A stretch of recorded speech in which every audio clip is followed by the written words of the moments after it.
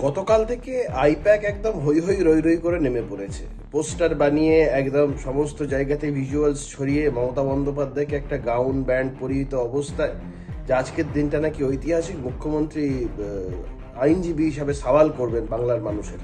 In person মামলা করতে গেলে আইনজীবীর যে অ্যাটায়ার, মানে যে কোট গাউন ব্যান্ড এগুলো পড়তে লাগে না।